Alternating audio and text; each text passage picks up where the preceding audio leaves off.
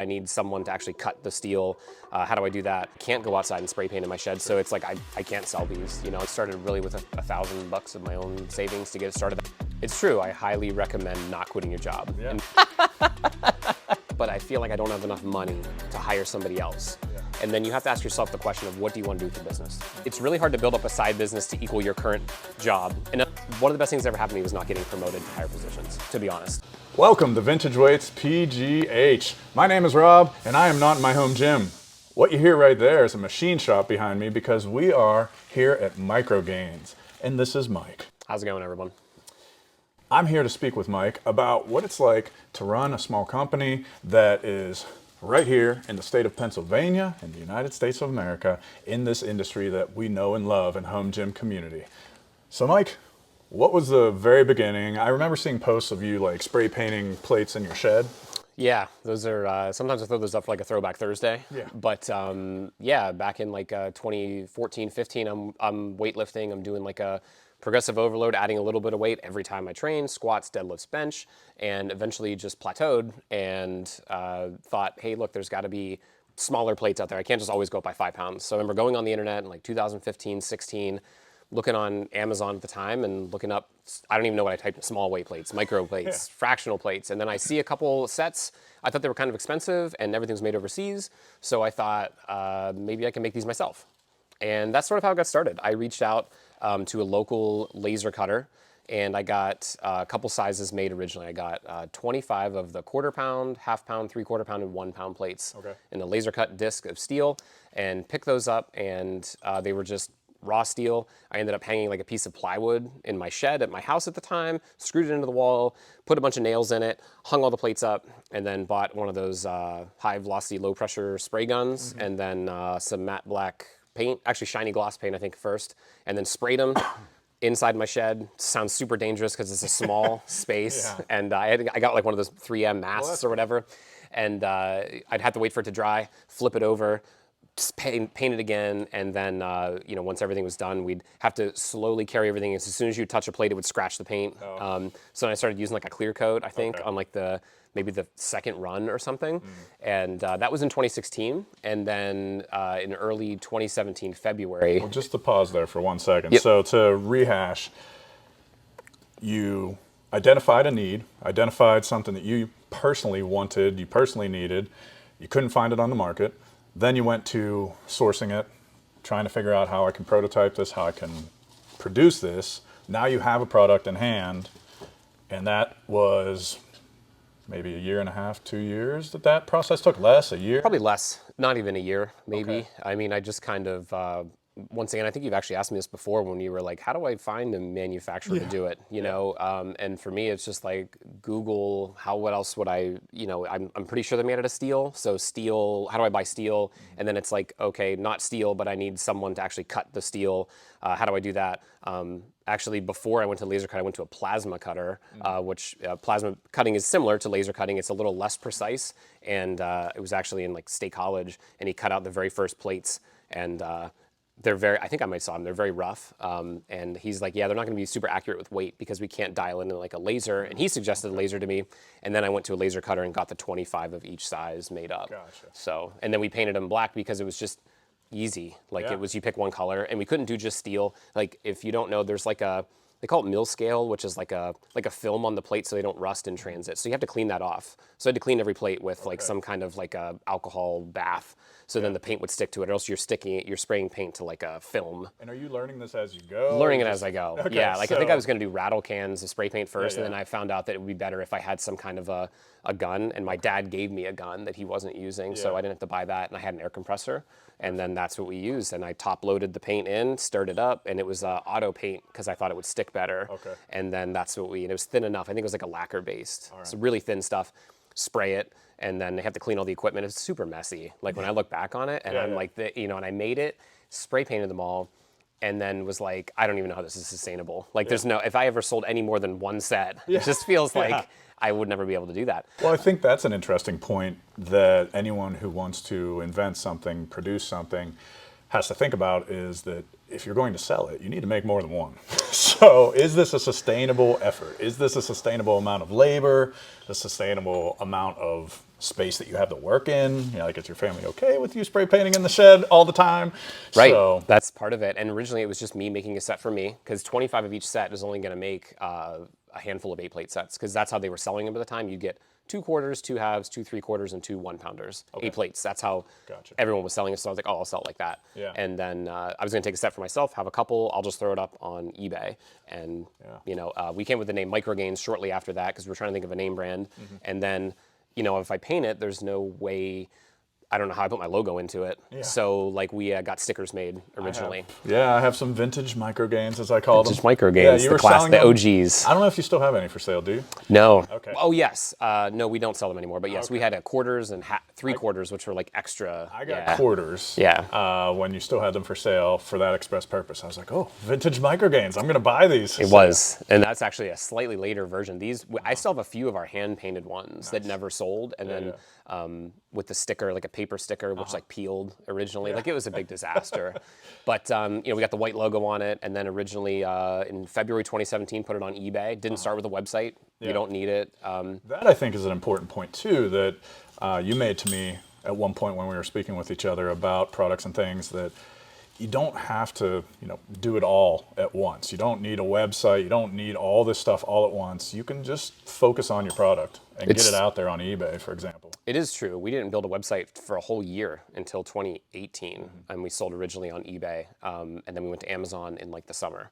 Okay. So, and it's because all the e-commerce, it's all there for you. You just make a listing. I've already been selling it on eBay for 10 years before that. Used stuff, whatever, video games, books, and it's just easy to get started. They have all the tools, and you pay a fee for that, but like, how else are you going to get your stuff out there? I'm not going to open a corner shop in my town to sell micro plates. It's not going to sell, so it's internet exclusively. So that first time we sold a plate set, and I've told this story before, but we sold 2 sets I put them on eBay the very next day we sold 2 sets to one customer in February. And I think that's all we sold the entire month. So it was 2 8-plate sets. And I remember I was at work. I used to work in retail, grocery retail, and I remember getting the notification, and I was just like, "This is amazing! I freaking sold 2 things that I made." And so that's. And then it was like, well, if we sold 2, what if we sell a couple more? I only had 6 to sell, and I had like, I got to figure out a different way to coat it. Now it's winter. I can't go outside and spray paint in my shed, so it's like I can't sell these. I'm going to have to wait till the summer anyway to repaint new ones. So that's sort of the beginning of it. Yeah, the pieces and parts of things. So then, I see with a lot of small companies, scaling the company is a challenge, is something that, on one hand, you're happy to have the success, but on the other hand, lead times start to creep up on a product, or you get an influx of orders, and how do you meet that demand, or you don't have a specific part you need, like I brought up earlier when I was taking an initial tour, the springs, and I remember you, for the dumbbell plates, you didn't have springs, so you had to kind of do it yourself and make some springs. Yeah. So along the way to this point, from the point that you're at right now that you're talking about, where, okay, now you're refining things, you're figuring out how to get them powder coated, how to get them better stickers, you mentioned, the ones that weren't going to peel off. In terms of orders starting to come in faster, what other kind of pieces of advice would you give to someone starting up a small company in terms of scaling the company and trying to keep up with demand?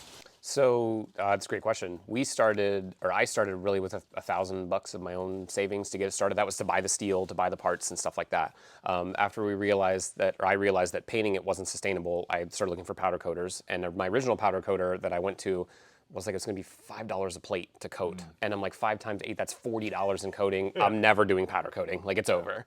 And then we ended up finding a new manufacturer. So I went on to Google, looked up other laser cutters, found one in Lancaster, Pennsylvania, and just by Google, messaged them, asked them what they could do and how many they could make, and if they had a powder coater or some source.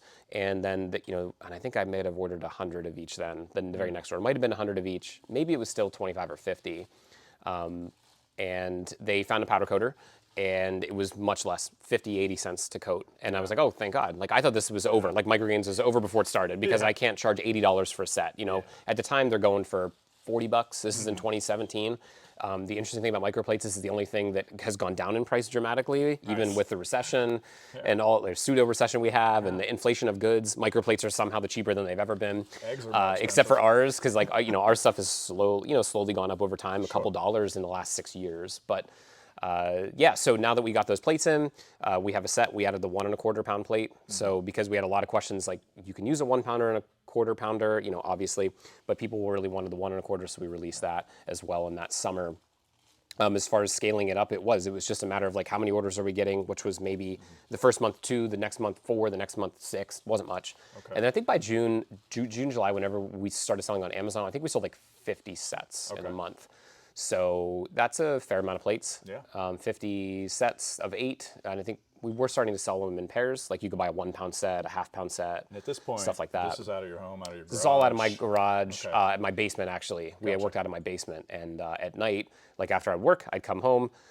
We'd like sticker them, so we had to sticker each one with a weight, the weight 0.25 lb, a Micro Gainz sticker, and I had that different size stickers for the plates, because the plates are smaller or bigger in diameter. Sure. And then in the morning, we'd print the labels and ship it out. If we had 2, 3, 4 orders, 1 order, no orders, that's what we would do. And that kind of ran through most of 2017 when we got started. So then where's the jump go from that point to transitioning to where we are now, where there's 2 full-time employees, Yeah. Jan and Walt, where there's part-time employees seasonally, where there's, a facility outside of your basement that you're coming to. Yeah. So between working out of the basement and here, was there a point that there was a huge jump, or was it all a consistent, like you're saying, 2, 4, 6, a consistent kind of growth? I'll wait for that. Mike is actually swearing right now. That was the... that was me beeping out Mike swearing. You're going to hear that here in this facility. So in this facility, we rent about 1,000 square feet of this 20,000 square foot facility. So that's what you hear behind us is another company that works. But anyway, so yeah, Micro Gainz, when it was very incremental. Like it wasn't like we just kept doubling every year or quadrupling or anything like that. It was very incremental, and it's kind of how much you put into it is how much you get out of it. I still was working full time, and when we switched to making the plates that we make now, so if you have the original sticker ones, those are steel. We have a powdered metal version we launched in 2018. And that's when everything started to take off a little bit more, I'd say. I was still working out of my basement. We moved I was living in a town called Reedsville to Clearfield, started working out of my garage there instead. We'd have pallets and stuff laying down. But the biggest boom was the pandemic. Yeah. I mean, that's whenever I was able to quit my job. So if you fast forward, 2018 was pretty good. We're still getting our name out there. We launched our original version of the dumbbell plate, which has the rubber band around it and a 1 pound version only. Yeah. And then in 2019, we launched the ½ pound and the 1¼ dumbbell plate, which was the banded version. And obviously we sold the fractional plates, and that's what we ran through 2019. But you come into working full time. Still working full time, 50 hours. For me, 50 hours a week. It wasn't 40. I worked in retail. Yeah. The guys that work for me also work in retail. It's a grind. It's weekends, it's holidays, and so you're staying up late to work on Micro Gainz, like from 9 to midnight after the kids go to bed, and then you're waking up early at 6 a.m. to print labels before you go, and hopefully my wife can print those and ship them. That's something too I think people need to think about in terms of starting a small business, is that the transition might not be, you might not take out a big loan and then immediately cut and dry, quit your day job, and now this is your job. It might be something that's incremental, like you're describing, where you're working your day job for quite a while and then doing this at night until you can build up that customer base and build up the product demand. And it's true. I highly recommend not quitting your job in the beginning, because you just don't know if it's going to work out or not. And I highly recommend doing as much as you can on the side and putting your money back into your business versus even taking any money out. Like we didn't take any money out of Micro Gainz for the first 4 years. That's interesting. And every dollar that we made as profit went back into the business to buy more inventory, essentially, or come up with other products or designs or things like that. Every single dollar. Then you're not taking a huge hit on your family's budget. Absolutely. Yeah. And at some point, I'm still making money in retail. I still make that full-time salary. And at some point, maybe, we have a couple dollars banked up with Micro Gainz, but you're not taking that out, because you're not like, I don't want to live on that. And then all of a sudden, what happens to everybody is you scale up your lifestyle to meet your salary, right? You're making 40K, you live here, you make 60, you make 80, you kind of scale up. A lot of people scale up their lifestyle to meet. And I didn't want to do that. So I didn't take any money out of Micro Gainz until I went full time, which was July in 2020. Okay. And that's so building up all those products. In July, we had the pandemic hits in March, April, whenever like things start shutting down, and we just start seeing rapid sales of our micro plates at the time. People were buying our 8-plate set, which is 5 pounds total, as 5-pound plates because you couldn't get them, right? So they just put that on. Correct. Yeah. And one of the advantages we had, I was working so much at my regular job too. Like I worked in retail, so it's like we were essential workers. We were there every day. We're stocking toilet paper and the essentials, and then like Micro Gainz is growing. And that point, like per month, it was like it doubled, and then it doubled again the next month, and then I just literally couldn't do both. Like I was all my days off and all my free time was spent doing Micro Gainz, picking up orders, things like that. So that was the breaking point. That was the breaking point. You had to decide, and so we go full time, and then I started taking obviously a salary out of Micro Gainz to do it full time, and then we launched back then. We launched 2.5s, 5s, and 10s because there wasn't any out there, and we make all of our stuff in the USA. If people don't know, and we were able to still procure inventory. Where if you obviously we all saw if you made stuff overseas, you were not able to get that stuff. They couldn't make it. You couldn't get it shipped here in any reasonable time. It would sit on a boat for months, and we were able to procure a lot of this inventory because we got it made in the USA. And the 2.5s and 5s were great initially. The price was high because steel was also going through the roof. Back when I was buying steel, it was like $400 a ton. It went up to $2,000 a ton. And obviously we're not selling a 2.5 pound plate for $2.50. We have to sell it for quite a bit more, and we sold a lot. And that was sort of 2020. I hired a couple part-timers, a couple contractors sort of in the mix, and they help with orders and things. And it wasn't until the beginning of 2021 that I actually hired Walt full-time. So it'd be my first full-timer as sort of our operations manager, because I just couldn't do it all myself at that point. It's cool because for so long I thought, like, how great would it be to do Micro Gainz full-time? I'll be able to commit 40 hours a week to it, or 50. And then it'll grow, and then like it grew really quickly because of the pandemic. So important point to bring up here: when you hired Walt full time, did he immediately bring the motivational poster, or did it come later? I'm going to drop an image of this, viewers. So if you're listening to this on a podcast platform, you might want to tune in. But there's a wonderful vintage motivational poster hanging over about my winners. Right shoulder, which is probably right out of frame, about winners. So that's the kind of person you want to hire full time. That's it. Someone who brings in a winner's mentality. I think so. We joke around a lot because half of everybody I brought in have worked in retail, and you would see these, and everyone probably watching has seen these ridiculous posters that hang in break rooms of various companies. There's somebody rock climbing and talking about motivation, even though you've never rock climbed, or someone surfing or scaling Mount Everest or running, And Walt ended up having this poster and brought it in, so we hung it up as sort of a gag on that kind of a thing. So well, I mean, sometimes the companies that I've been fortunate enough to meet the owners of and talk with, they don't have that many staff members. It's a small company. It's one or two of them. So it's interesting to me to see who is working with them.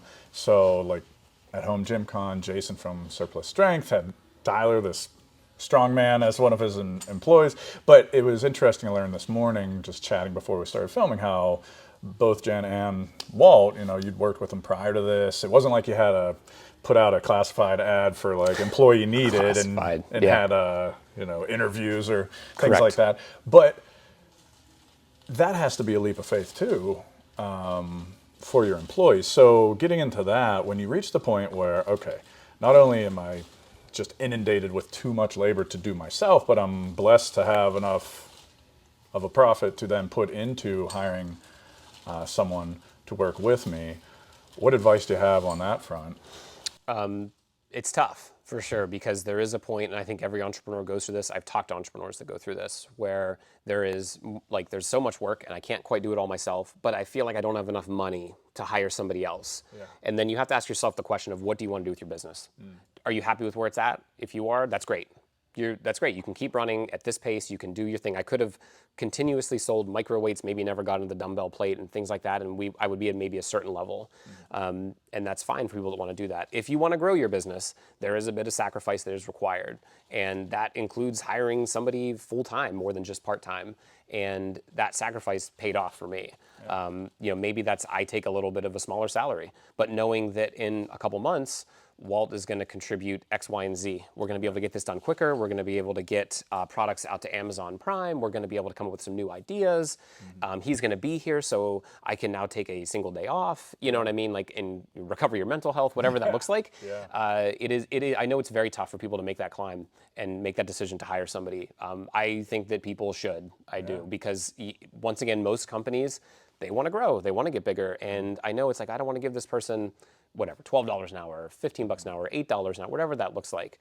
But the amount of value that can be provided is huge. And as Walt saw, as a great story, we were doing very well when I hired Walt. I actually had a conversation with him. I actually texted him New Year's Eve, Walt? New Year's Day. No, New Year's Day.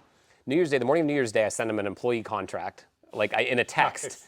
In a text, it was like, here's the lowdown, here's what you want to get paid, let me know. And then Walt was still working at the same job we both worked at a grocery store, and he had to be like, wow, this is crazy, you know? And it wasn't until February, he sort of obviously got his affairs in order. We spoke back and forth, and he came on. And you know, we were doing tons of volume at that time. And then the funny thing is, in 2021, mid-2021 summer, we definitely took a big dive because a lot of stuff was coming back in stock in 2021. Where 2.5s, 5s, and 10s fell off a cliff because Chinese stuff was coming back in, Asian made, overseas made, whatever you want to call it. Not specifically necessarily Chinese made, but that was coming in stock. It was just less of a price. People were buying less. They imported. They imported, and you know, it was just him and I through the summer. And it was a rough summer, and I'll be honest. And Walt remembers this for sure. That it was like, were there moments of like, crap, am I going to lose my job already? You know? And yeah, he's just showing it back there. He's like sweating a little bit. And those conversations were there, and it didn't end up happening. And you know, one of the big thing, you know, we made it through the summer. I'm definitely sacrificing some amount of salary to make sure he can stay on, because I knew like, hey, look, Christmas is coming. The fourth quarter is big for us. We need to get through this. And we actually, in September 2021, we launched the new dumbbell plate. Well, it's interesting what you're talking about, because what I'm taking away from it is that you have to sacrifice to grow the company. Sure. Some of that sacrifice is control of things in terms of, I'm doing everything. I've got to trust someone else to do some things. And some of that sacrifice is also just monetary. Like, maybe I take a little bit less pay so that I can hire someone, or so I can retain someone, like you're talking about, the ups and downs of things. So when it comes to making that leap to full-time, I had spoken with you a couple times and said, yeah, the thing that I think about sometimes personally is retirement and healthcare. That when you start your own company, it doesn't come along with those things unless you provide those things for yourself. So what's your advice on those? I think that, so with bringing on Walt, I mean, he's married, his wife gets health insurance. So like that, I'm sure that's a big thing, right? He was able to jump on her plan to get that. Sure. As far as retirement, I mean, we actually are working on actually starting a retirement plan here. They've talked about it, and we might start it for my two full-timers as well as myself. You're able to start retirement plans independently of companies. It's not like you need a 401k. You can start an IRA, and it turns out his wife actually works at a company, like a financial institution, that can actually get some of that started. So I think that works out a little bit for those employees. And you have to be upfront with them, be like, look, you're getting paid, obviously. You know, we're doing this. I gave Walt vacation time as well. It wasn't like he has to work all 365 days. You know, he was actually working a little less coming here because he's working 40 hours a week, not 50. You know, we're doing 8-hour shifts. So you save a little bit there. So he's looking at it like, I get a little bit of my life back. I get, the stress is much lower. I get to do something that I believe in, Micro Gainz, entrepreneurial. Like, there's definitely a risk involved, but you still, you see enough of the advantages, and it's like, I can fill in the blanks with that. So like, when I left my company, I had to buy healthcare insurance independently. People act like it's a huge deal, like, oh my God, what am I gonna do? It's not. It's literally not. You can buy it on the free market. You can get tax credits towards it depending on how much money you make. It's not as big of a deal as people think it is. They make it seem like, I get health insurance, I gotta stay, or... Quickly Googled it. Yeah. And after you had said that to me, I quickly Googled, like, just independent healthcare, and immediately, not just companies came up, because, you know, I mean, listeners, you probably know how it works on algorithms and things. You know, there's the sponsored websites and stuff. Not only did a ton of companies come up that I'm like, oh, okay, I could just buy from one of these if I wanted to buy my own healthcare, but a lot of good sources and reputable sources, you know, names that I had heard of that had articles on it, Consumer Reports, Forbes, that had articles on healthcare purchasing and things of that nature. That I was like, oh, okay, this isn't as scary as I thought it would be. This isn't like this abyss that I thought it would be. So that might have just been a personal panic, personal kind of fear of mine.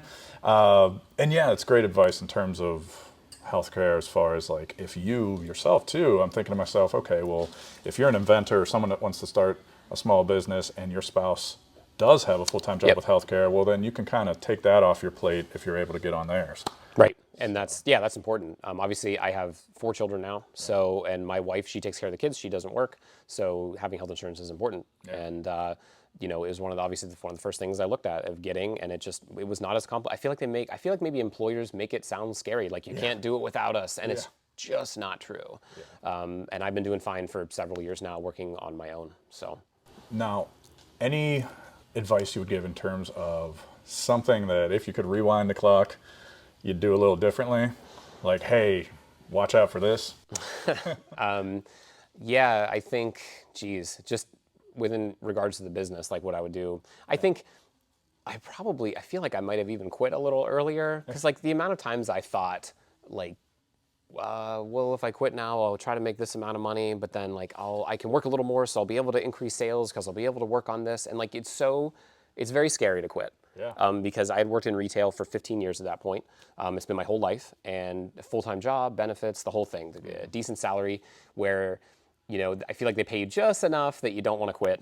You know, like it's like, oh, it's pretty good. It's harder to find a job, and you have to think like. It's like The Godfather. They keep pulling you back in. Yeah, exactly. It really, I feel like it is like that. It can be like that. That's the way I felt in the military. That I was just declaring my retirement from the military, and a new benefit came out in terms of like your child and education. I'm like, oh my gosh, they just keep pulling me back in. Yeah. Eventually, it's like you got to make that leap. When we were getting like these extra bonuses sort of for working during the pandemic, and I had qualified for this bonus to get. And I left July 4th was my last day in 2020. And yes, I declared independence myself. And the bonuses are paid out the 2 weeks into the month. And I wasn't going to be there, but I'm like, well, I worked the period. There's the hammering. Hey. I worked the April, May, June to get the bonus, and I'm like, can I still get it? I know I'm going to be leaving early, and they're like, no, you have to work those 2 weeks. I did not. I remember I called my brother, and he was like, you need to leave. You'll make more at Micro Gainz. I called Walt and talked to him because he was still working there, and he was like, no, you need to leave. It's like, screw him, you know, like get out of there. Like it's not worth it. It's like what that that $1,000 or $2,000. It's like you're gonna do so much better, you know, if you just get out of there. Don't even think about staying, you know. But that's what you said. Like they just give you enough, like you don't want to leave, and it's really hard. Like listeners or people watching should know that it's really hard to build up a side business to equal your current job. In other words, if you're making 50 grand a year at your job, you're working all this time, you now are thinking like, I have to build up a business making 50 grand or close to it to be able to quit with all your free time, which isn't as much. So you're spending 40, 50 hours making 50 grand at your job. You can't spend another 40 or 50 making 50. It's very difficult. This is why people have this issue of like, should I quit? Shouldn't I? Because you can only spend so much time on it. So you're much better off, you know, doing this at a younger point in your career when you're not making a lot of money. In other words, if I felt like if I was ever became a higher position, a store manager, a district manager, an executive, I would have probably never quit because the money goes higher and higher, and it becomes much harder to replace by building up a side business. Well, it's interesting you bring that up because you could also change your mindset that depending on what you're doing, of course, but in certain respects, if you're able to attain 50, 60, 70% at least of your full-time income, part-time, imagine what you could do if you were doing it full-time. So you could change your mindset somewhat. You could, and that's where I don't think I don't think a lot of people want to make that sacrifice. We talked earlier about how you scale up your lifestyle to meet 50K, but can I take 35 to do Micro Gainz? And that's a big struggle. And if you're making 150, you know, how much, and even if you're taking 75, well, you're halving your lifestyle, right? Now you're going to be infinitely happier and all these things, but it becomes very difficult to leave, or once again, to build up. One of the best things that ever happened to me was not getting promoted to higher positions, to be honest, because I might have not quit to do this, you know, because I would have been making too much, and I would have thought, I don't think I want to quit and do this, you know. Well, I mean, it makes sense to me in terms of that statement, as weird as it might sound, to be a good thing to have not. It is weird to say, but it's true. It makes sense. It does, yeah, for sure. So I think you've given a lot of great advice for anyone starting out that's curious about it, or anyone that just wants to take a peek on the inside of this industry. And like I said, most of my listeners are home gym owners or some capacity in weightlifting, something like that in strength sports. So thank you for tuning in. Thank you, Mike, for speaking with me. Just to give a little teaser, Mike and I are collaborating on a product that you will hear about very soon. So if you don't follow Micro Gainz on Instagram yet, please do so. If you've never been to microgainz.com, please go there, check it out. And if you haven't subscribed yet, I appreciate it. Show some support, drop a comment. Let us know where you stand in terms of some of this advice. What do you think? Do you have any advice on your own? Thank you so much. Old weights, new gains. Nice. All right, man. That was good. Oh, I didn't hit record. No, I'm just kidding.